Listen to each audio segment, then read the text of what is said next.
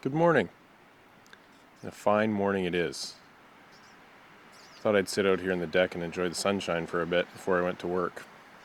My body's still struggling to catch up with the time change. When are we ever going to get rid of that stupid policy? Anyways. I actually wanted to talk a little bit about the last video, which I started with a Lawrence Durrell quote about time and not forcing time.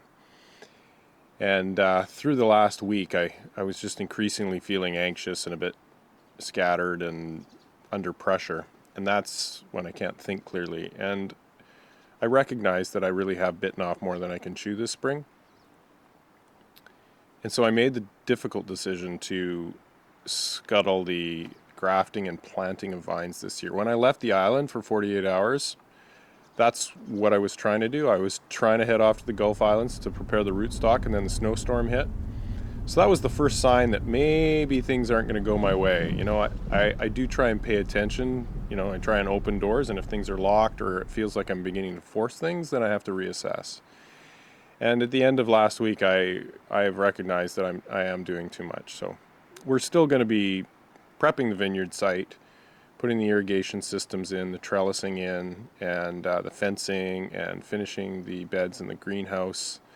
There's still so much to do with that project. It's just this way I'll know exactly how many vines I need for next year, and I can enjoy the process rather than just feeling really just stressed and forcing things. So yeah.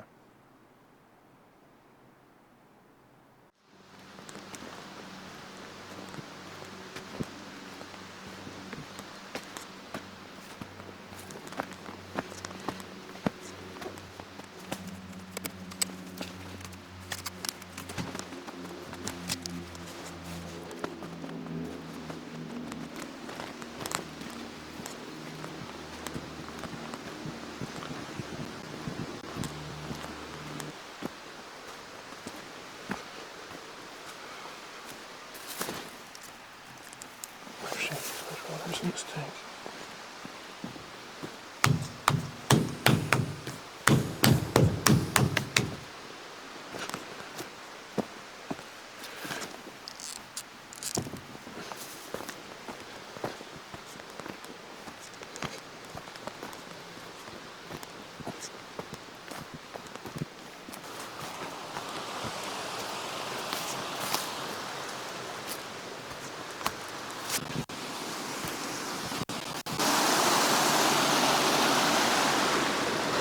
So this is our water source. It's just a creek. It runs year-round. Gets a little dry towards the end of August, but usually still produces 5,000 gallons of water a day. The camp runs off this source as well as us, so yeah, it's been really reliable. We just run I poured this dam, little concrete dam. It's just a pickup, and then it runs down to the sand filters.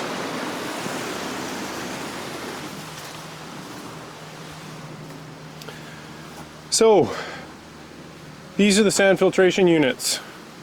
I love this technology. Totally passive, very simple. Water comes in, goes through giant buckets of sand, removes all the turbidity, which makes secondary treatment with chlorine really simple. So, we're here today because it's time to recommission these. I drain them in the winter. I leave a tank full of water that I run off of in the winter. But the filtration units are decommissioned, and now I kind of set them back up again and start filling all of the tanks because we've got multiple tanks around the property. So I don't think we're getting any more freeze up, so it's time to fire these things back up. So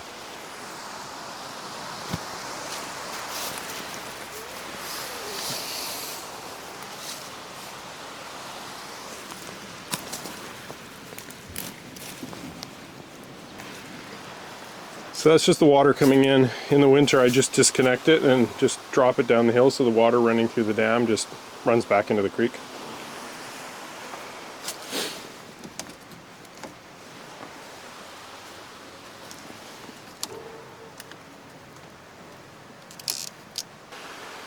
Anyways, to recommission these things, you actually do it in reverse. Normally, when it's in operation, the water comes in, goes up one of these pipes into the top. There's a basket there, it kind of filters through and then goes down through the sand and then pushes up down through these pipes and then on down to the tanks. But when you're commissioning it, you do it in reverse. You actually send the water down through the bottom and you fill it up slowly from the bottom, as slowly as you can. I'll show you quickly what it looks inside. It's not that exciting. So there's just a bucket here. This tray has holes in it. This float valve just shuts it off if it's too much water's coming in. And underneath here is it's just sand with little bit of dirt on top.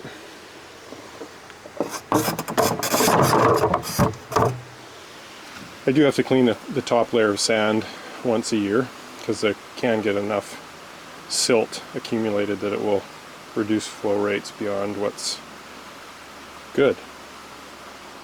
Alright, well, there's enough water in there now that I can reverse the flow. So we'll stop the water going around the bottom end, and that'll force it coming up here into here, and we'll open this up and have it coming in the top.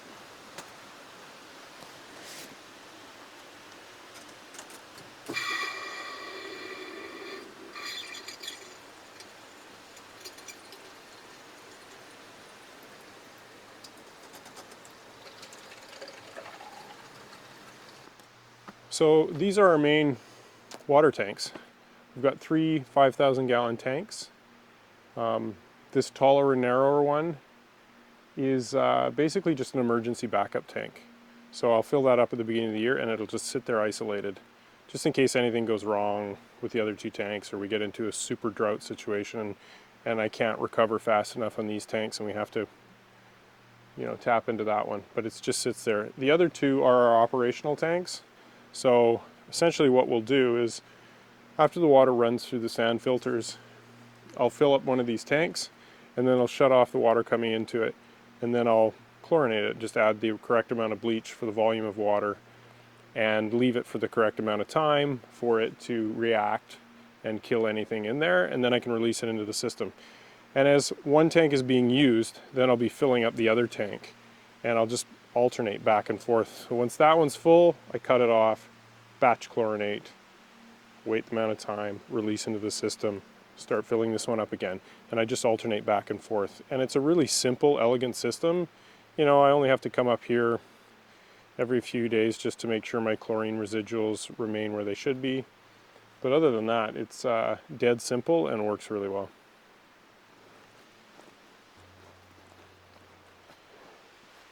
The only other thing to mention is that the distribution system, the water lines themselves, are all buried underground underneath our roads. So when I was building the system, I just thought that's the simplest way to do it. I'll just bury them right underneath the middle of the road. I know where everything is. And then each property kind of has a valve box at the side of the road above their property.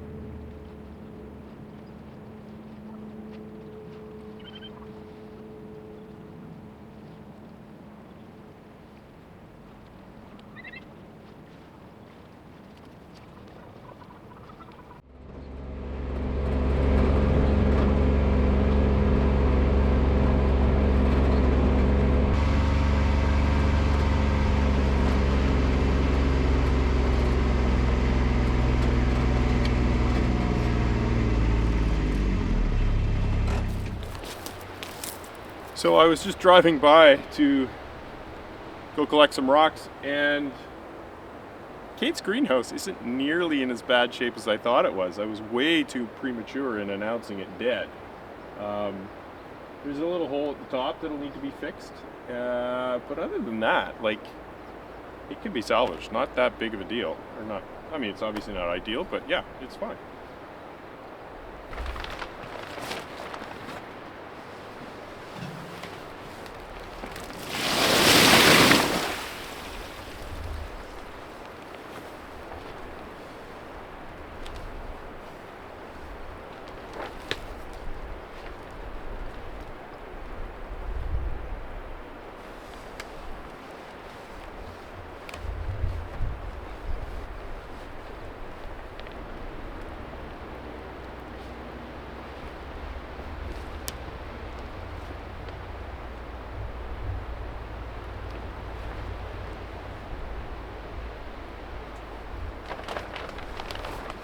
She just needs to fix the hoops.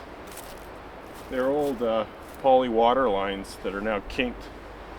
But if she replaces those, which I think there's lots of old water line kicking around here, so I think it'll be all right.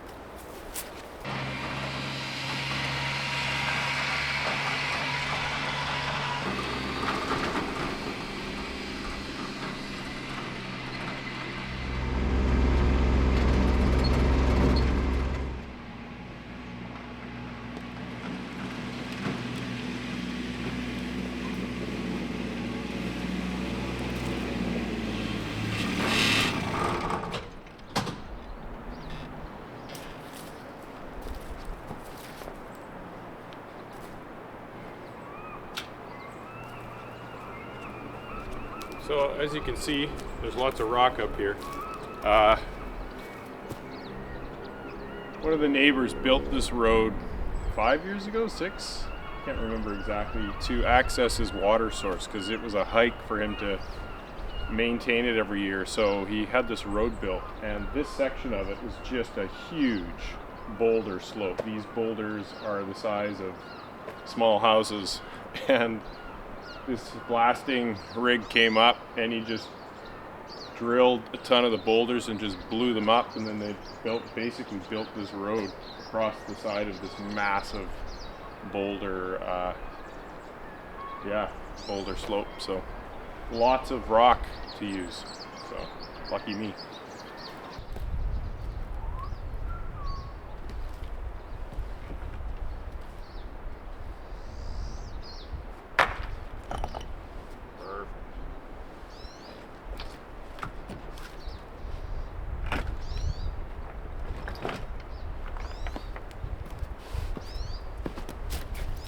This is the kind of stuff we're looking for.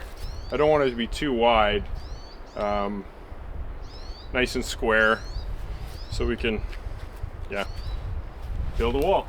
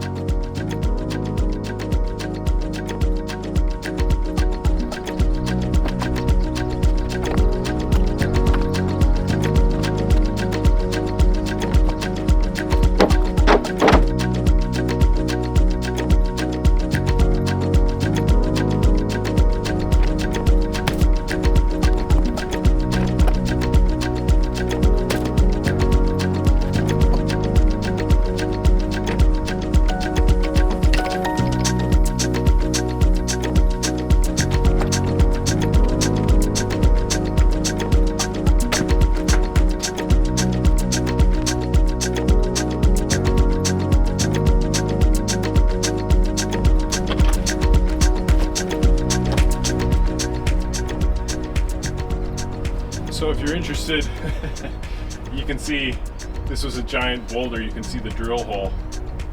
The drill rig drilled right down to the center of it and blasted it, and boom. That's where all this rock came from, and how they built this road in this section here across this slope. So it's pretty awesome, the size and scale.